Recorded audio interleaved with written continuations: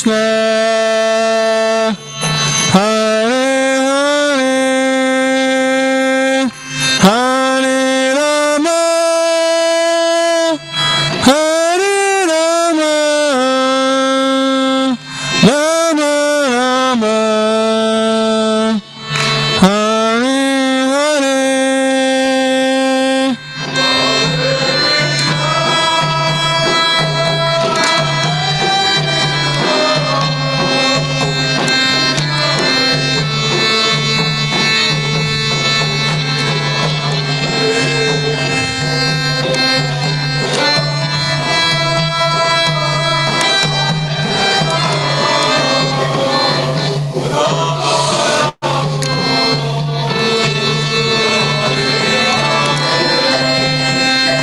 Hare Krishna, Hare Krishna, Krishna Krishna, Hare Hare, Hare Rama, Hare Rama, Rama Rama, Hare Hare.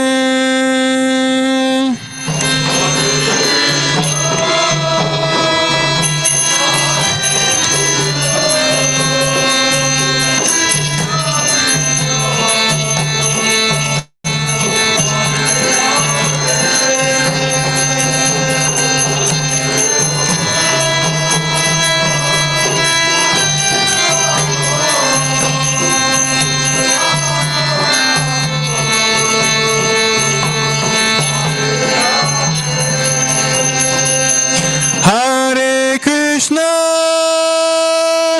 Hare Krishna, Krishna Krishna,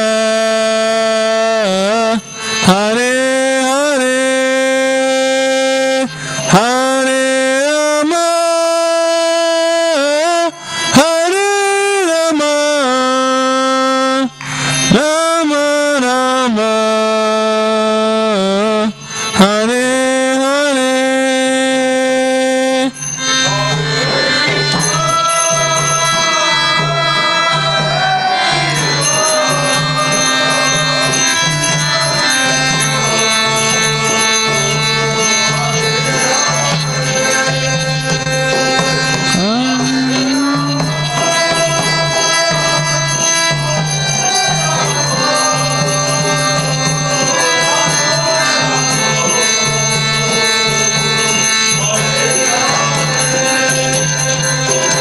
Hare Krishna, Hare Krishna, Krishna Krishna, Hare Hare, Hare Rama, Hare Rama, Rama Rama, Hare Hare.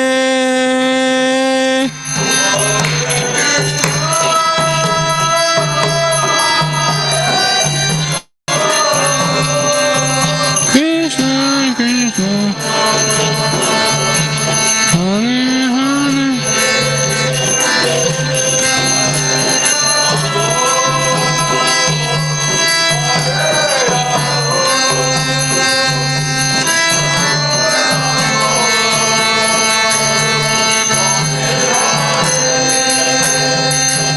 Hare Krishna, Hare Krishna, Krishna Krishna, Hare Hare, Hare Rama, Hare Rama, Rama Rama, Hare Hare.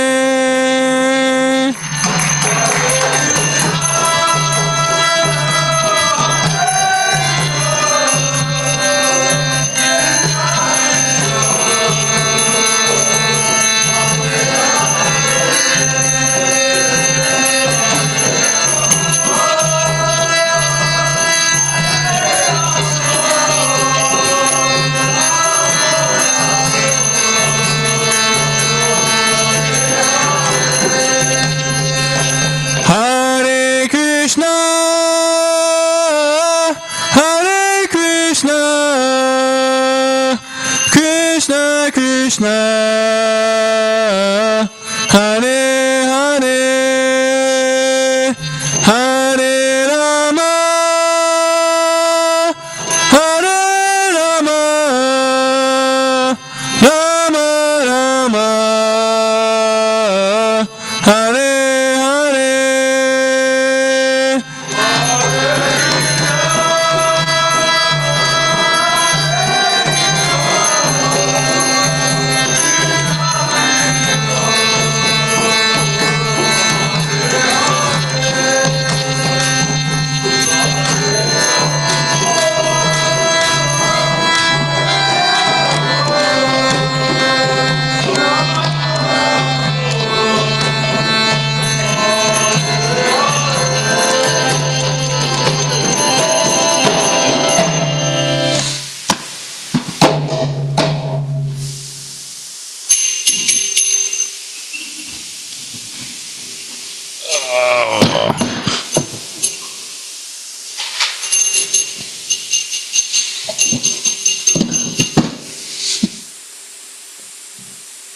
What are we on today?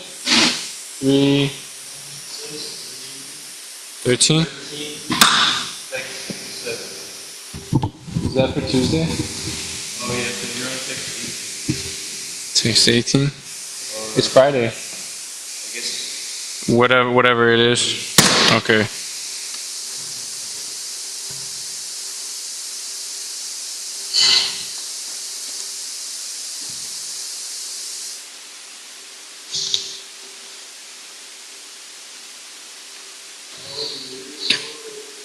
Om Jnana Timirandasya Jnananjana Shalakaya Chakshuram Militam Yena Tasmai Shri Gurave Namaha Shri Chaitanya Manobhishtam Stapitam Yena Bhutale Swayam Rupa Kadamahyam Dadati Swapadantikam Vandeham Shri Guru Shri Yuta Padakamalam Shri Guru Vaishnavanscha Shri Rupam Sagrajatam Sahagana Raghunatam Vitam Tam Sajivam Sadvaitam Savadutam Parijana Sahitam Krishna Chaitanya Devam Shri Radha Krishna Padan Sahagana Lalita Shri Vishakan Vitanscha He Krishna Karuna Sindhu Dinabandhu Jagatpate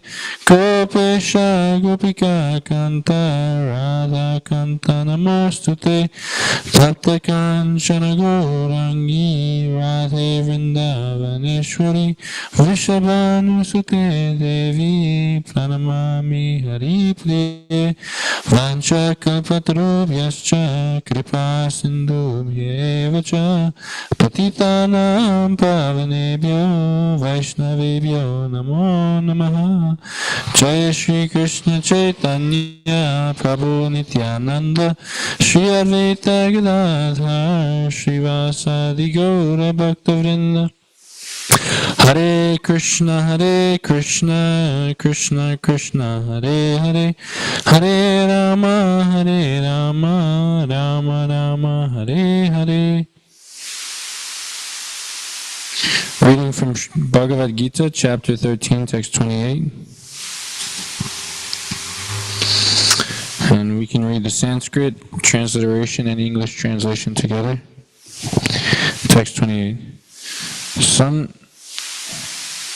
Samam sarveshu bhuteshtu tishtantam parameshwaram. Together, please. Vinashvyatsu vinashyantam yapashyati sapashyati. Translation. One who sees the supersoul accompanying the individual soul in all bodies, and who understands that neither the soul nor the supersoul is ever destroyed, actually sees. Text 29. Samam pashyami sarvatra samavastitam ishwaram nahi nastyatmanatmana tato yati parangatim. One who sees the supersoul in every living being, equal everywhere, does not degrade himself by his mind. Thus he approaches the transcendental destination. Text 30. Prakritiaiva chakarmani kriyamanani sarvashaha yapashyati tatatmanam akartaram chapashyati. Translation. One who can see that all living activities are performed by the body, which is created of material nature, and sees that the self does nothing, actually sees. Text 31. Hida bhuta pritag bhavam ekastam anupashyati tata eva cha vistaram brahma sampadyate tada. Translation. When a sensible man ceases to see different living entities which are due to different material bodies, he attains to the Brahman conception. Thus he sees that all beings are expanded everywhere. Text 32. Anadidvan nirgunatvat paramatmayam avyayah shariram stopi konteya nakaroti nalipyate. Translation. Those with the vision of eternity can see that the soul is transcendental, eternal, and beyond the modes of nature. Despite contact with the material body, O Arjuna, the soul neither does anything nor is entangled. Text 33. Yata sarvagatam sokshmyat akshasham nopalipyate sarvatra vastito dehe tatatma nopalipyate. Translation. The sky, due to its subtle nature, does not mix with anything, although it is all-pervading. Similarly, the soul, situated in Brahman vision, does not mix with the body, though situated in that body. Text 34. Yata prakasha yatyakaha krishnam loka imam ravihi kshetram kshetri tata krishna prakashyati bharata. Translation. O son of Bharata, as the sun alone illuminates all this universe, so does the living entity, one within the body, illuminate the entire body by consciousness. Text 35. Kshetra kshetra gyore uvam antaram yana chakshusha bhuta prakriti moksham cha ye vidur yanti te param. Translation. One who knowingly sees this difference between the body and the owner of the body and can understand the process of liberation from this bondage also attains to the supreme goal. Chapter 14, the three modes of material nature. Shri Bhagavan Uvacha, text 1. Param Bhuya Prakvakshami Jnananam Jnanam Uttamam Yajgyatva Munayor Sarve Param Siddhim Ito Gataha. Translation. The Blessed Lord said, Again, I shall declare to you the supreme wisdom, the best of all knowledge, knowing which all the sages have attained to supreme perfection. Text 2. Idam jnanam prashritya mama sadharmyam agataha sargepi nupajayante pralayena vyatintanti cha. Translation. By becoming fixed in this knowledge, one can attain to this transcendental nature, which is like my own nature. Thus established, one is not born at the time of creation, nor disturbed at the time of dissolution. Text 3. Mama yonir mahad brahma tasmad garbham datamyaham sambhava sarva bhutana tato bhavati bharata. Translation. The total material substance, called Brahman, is the source of birth, and it is that Brahman that I impregnate, making possible the birth of all living beings, O son of Bharata. Back to text 28 of chapter 13.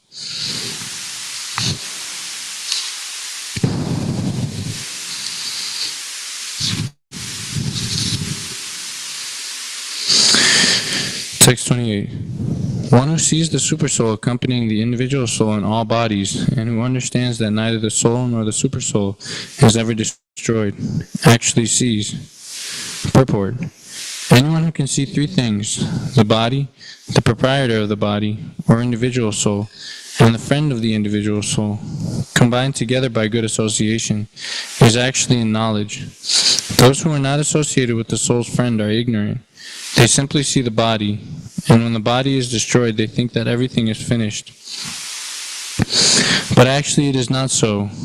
After the destruction of the body, both the soul and the supersoul... Wait, hold on, let me read that again. Those who are not associated with the soul's friend are ignorant. They simply see the body, and when the body is destroyed, they think that everything is finished. But actually it is not so. After the destruction of the body, both the soul and the supersoul exist, and they go on eternally in many various moving and unmoving forms. The Sanskrit word Parameshwaram is sometimes translated as the individual soul, because the soul is the master of the body, and after the destruction of the body, he transfers to another form. In that way, he is master. But there are others who interpret this Parameshwaram to be the supersoul. In either case, both the supersoul and the individual soul continue. They are not destroyed. One who can see in this way can actually see what is happening.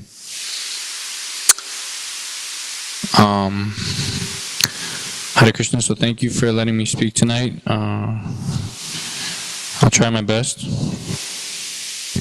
So this is, in the beginning of the purport, it says that anyone who can see three things, the body, the proprietor of the body, or individual soul, and the friend of the individual soul, combined together by good association, is actually in knowledge. So that's the absolute opposite of what we're taught in modern society.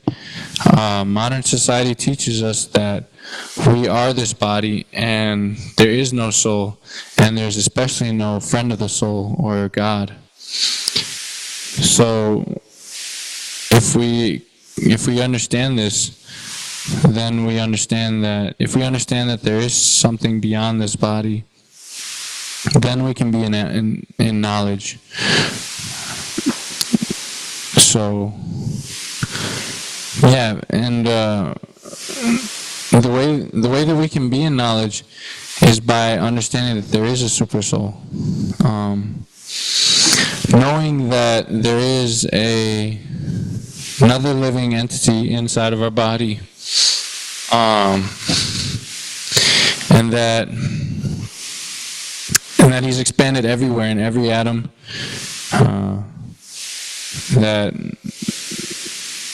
that he's, if we understand that he's spread in every atom of every, if we understand that he's spread in every atom in every part of this universe, then we can understand that he is the proprietor of everything. So it's really important to understand the super soul. I can't really see.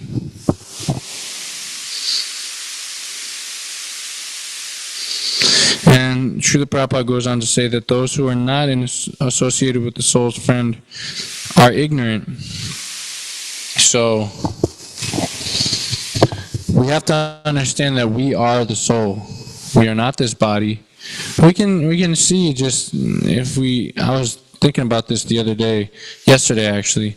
I have this little cut on my hand from playing mridanga, and it's really ugly actually, and you can see that, okay, like this is a really unsightly injury, but we know that the soul, at least the devotees know that the soul is amazing.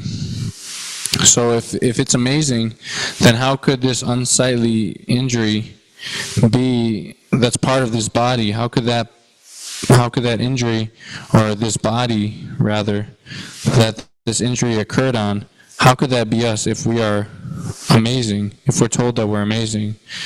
We have to understand these things from higher authorities. And the highest authority is Krishna, and he's speaking this Bhagavad Gita to everyone. So it's for our benefit that we listen.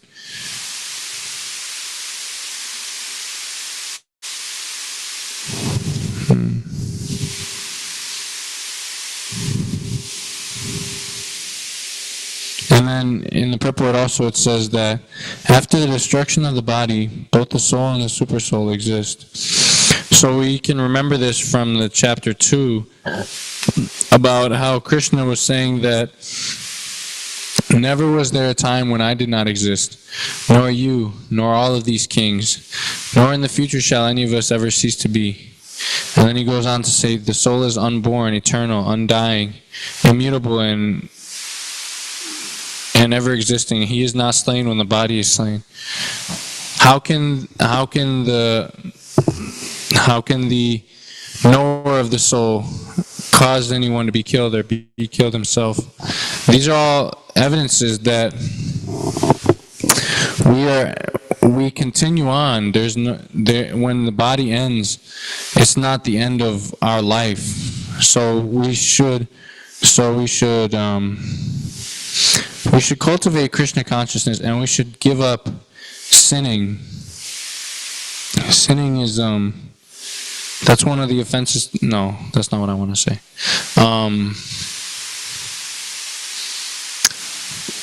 We should give up sinning and... Oh man, I lost what I was going to say. But anyway,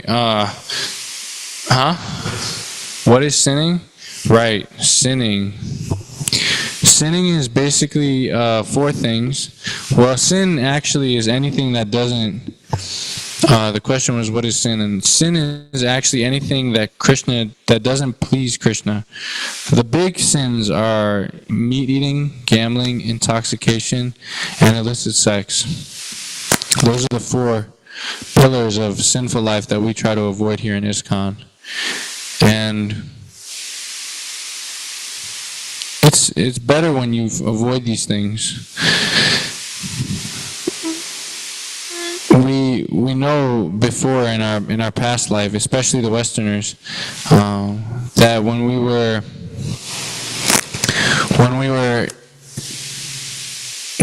engaging in these activities, that we were not happy whatsoever.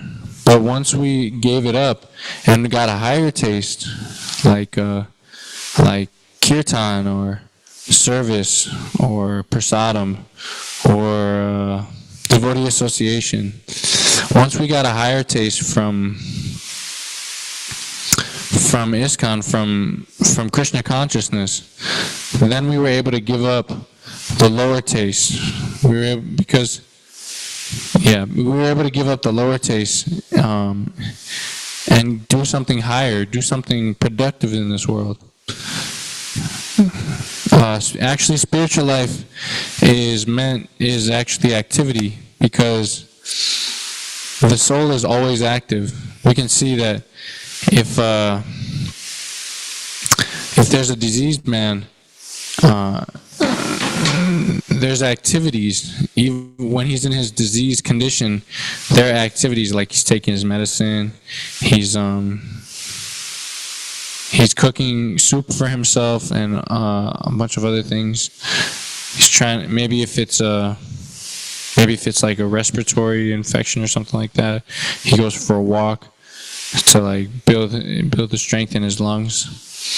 But when he's in a healthy condition, that activity just amplifies. So right now we're in a disease condition, and if we have activity, if we need to perform activities, like Krishna says, a man cannot even maintain his body without doing some sort of work. So if we understand that there is activity in our disease condition right now, then there's most definitely going to be activities in the healthy state when we become Krishna conscious. So this is one point about how the soul is the soul never dies. The soul goes on, and we go on, and Krishna goes on, and the material world goes on, the spiritual world goes on, everything goes on except for karma. Karma doesn't last forever. So let's go to the next verse.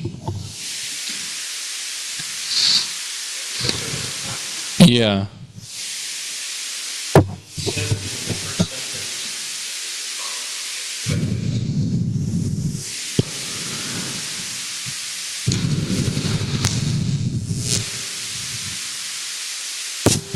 What does it mean in the first sentence of the purport? It said, anyone who can see three things, the body, the proprietor of the body or individual soul, and the friend of the individual soul, this part, combined together by good association. What does that mean?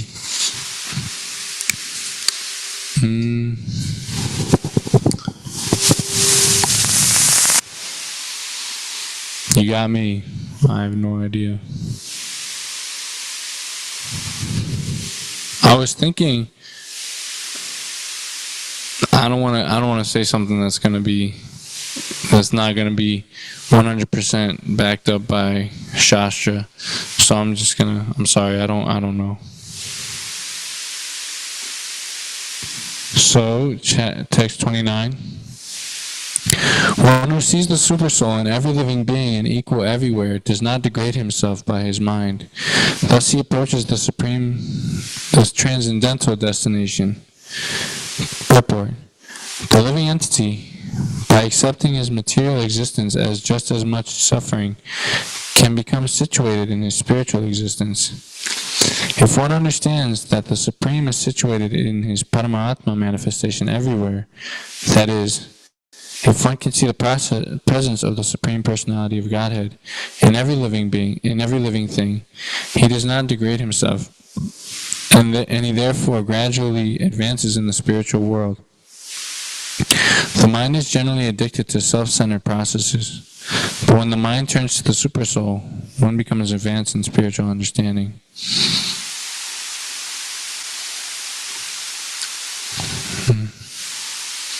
So this whole self-centered process,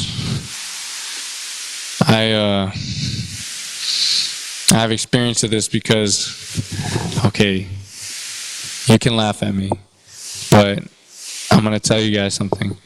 I like to bother the cats. So this is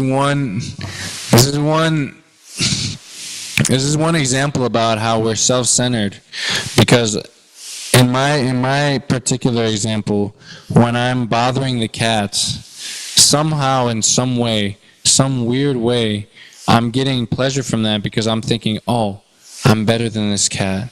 I'm more advanced. I have dominion over this cat. But that's not true. Every living entity is controlled by the Supreme Controller, Krishna. If he's not controlled by Krishna personally, he's controlled by Krishna's representative in the form of material nature. So, if we think that we're better than a certain living entity because we feel like we're more advanced, maybe we think we're more advanced in the mode of goodness or something like that, then if we think that, then we fall down, small fall down, but it's not the topmost level of transcendental awareness.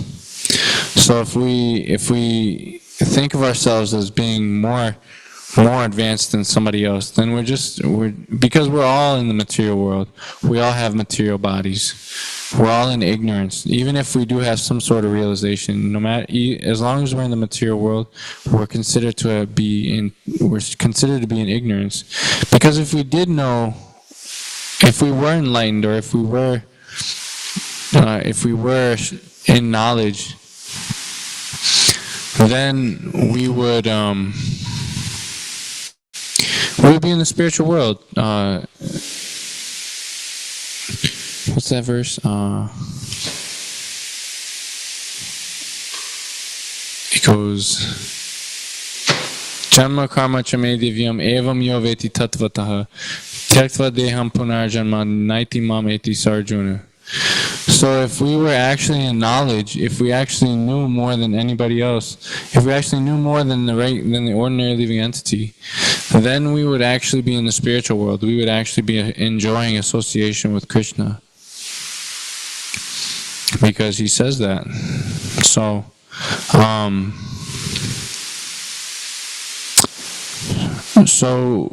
we need to think of every living being as equal to ourselves in the spiritual sense, not in the material sense. The super soul is present in every living entity. What's that verse? 15:15. Do you know it, Prabhu? 15:15 Bhagavad Gita. Mamaivam sho jiva loke jiva bhuta sanatana. Yeah. It's like, yeah. Yeah, I think so. Yeah. So Bhagavad Gita 15:15, Krishna says that these living entities are my parts and parcels. So we're all sons of the Supreme Lord. And if we try to treat another son as inferior to us, then it's just like, what do you think is going to happen? Like, the father, he's going to chastise the child that's, and this is especially true for people who are, killing cows, killing animals. It's like Prabhupada would give the example that if you have a father and you have a brother, if you're in a family and you have a father and a brother, and your other brother is useless, and you go to your father and you say, "Father, my brother is useless. Let us just kill him. Let us just get rid of him." Then your father would automatically say, "No, son, like, that's your brother, that's my son. I'm not going to allow you to end his life because you are inconvenienced by him a little bit." So this is very it's a very instructive verse, because it teaches us that we need to see everyone in an equal position. What does it say? One who sees the super soul in every living being and equal everywhere does not degrade himself by his mind. Thus he approached the transcendental destination. So, and we can see that it's for our benefit. Like take that cat example. After I'm done, let's say, I never learned my lesson, but after I'm done with whatever I bother the cats or whatever, like I do, I always feel like some sort of like guilt, because I think like, man, I really just stooped down to their level, and I'm just like, I was acting like an animal. So this is what happens when we degrade ourselves. We actually feel bad about it, because we're not acting in our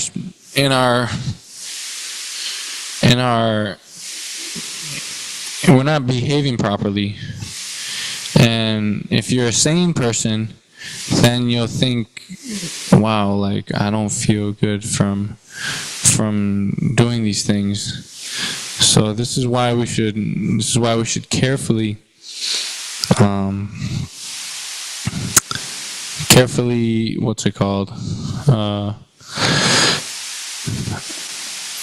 treat everyone equally. What does it say in the Bible? Treat thy neighbor as thyself. This is wisdom from all throughout the ages, from every religious text, from every spiritual practice. Every spiritual practice says, treat your neighbor as yourself, love thy neighbor. What's the golden rule? As do unto others, as you would want others to do unto you. So it makes sense that this is also included in the Bhagavad Gita, because the Bhagavad Gita is the origin of all spiritual practices. So this is very nice. Okay, next text. Oh, we only have 6 minutes. Does anybody have any comments or questions? Yes, Prabhu. You can get a mic. Hi, Prabhu. Hare Krishna. I have a question in the purport of text 29. Prabhupada says,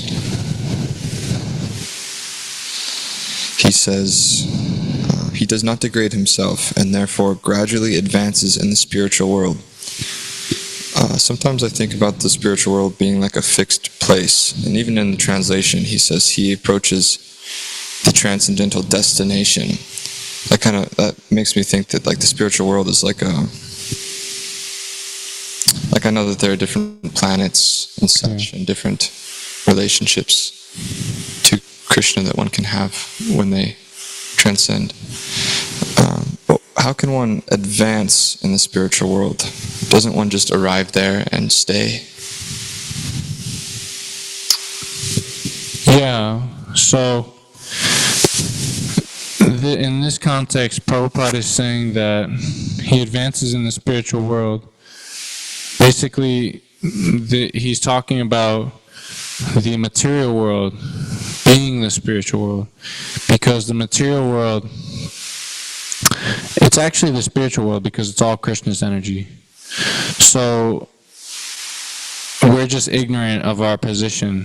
So if what does it say? It says he does not degrade himself. And so if we don't degrade ourselves, then we gradually make progress in this spiritual world. So we come to knowledge a lot easier. That's what it means. Basically, the spiritual world in this context is meaning transcendental knowledge. So, not the actual spiritual world, because the spiritual world, it's full of, it's unlimited knowledge, unlimited bliss, unlimited life. So,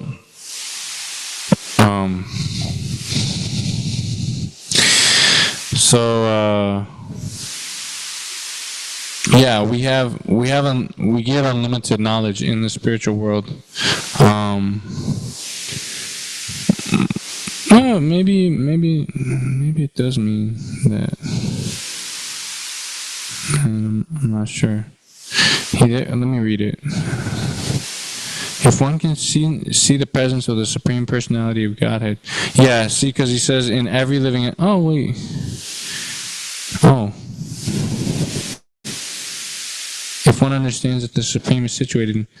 Yeah, so this is talking about the material world. Because Paramatma is only in the material world. In the spiritual world, there's no need of Paramatma.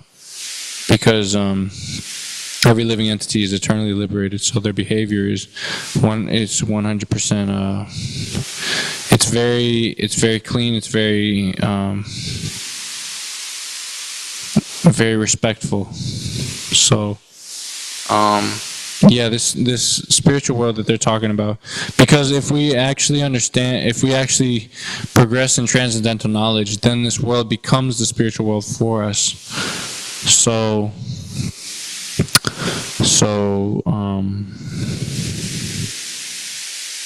yeah, like that. I think that's all I can say.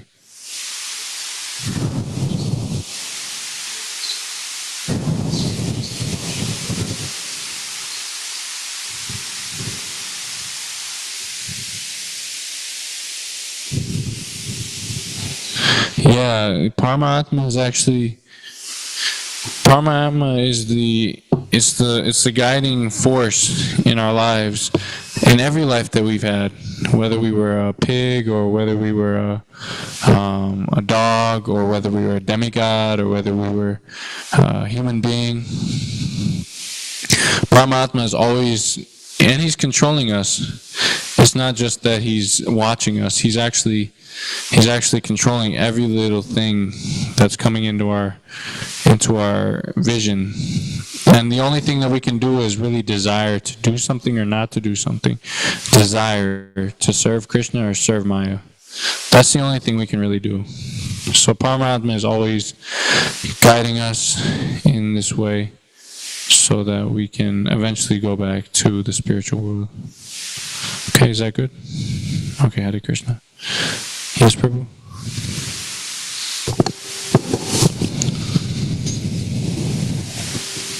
Well, if one sees the Supreme Personality of Godhead everywhere, like Srila Prabhupada saying in that sentence, he also advances in the spiritual world. Just like the topmost devotees there, they're seeing Krishna everywhere. Like when, what's his name, Aristasura comes, they're taking shelter of the tamal trees. They're seeing Krishna in the trees and taking shelter of him there. So, seeing Krishna everywhere also makes one gradually advance in the spiritual world too. Yeah, I was thinking that too, but I wasn't able to put it into words. So thank you. So, okay, Prabhus, thank you so much. That's time. Srimad Bhagavad Gita ki jai. Srila Prabhupada ki jai. Vanchakalpatrubhyascha kripa sindhubhya evacha patitanam pavanebhyo vaishnavebhyo namo namaha. Oh, actually, Aristasura is not in the spiritual world because he's a demon. Really? So that example. But we do hear examples of the devotees in the spiritual world. In Vrindavan, they're seeing Krishna in everything. Like, Mother Yashoda sees Krishna's, shoes or something like that, and immediately is thinking of Krishna. Someone else sees something related to Krishna in some way. Even the trees, they see the tamal trees, they think it's like tamal Krishna. So, seeing Krishna in everything, still in the spiritual world, they also advance in that way. Right. Thank you.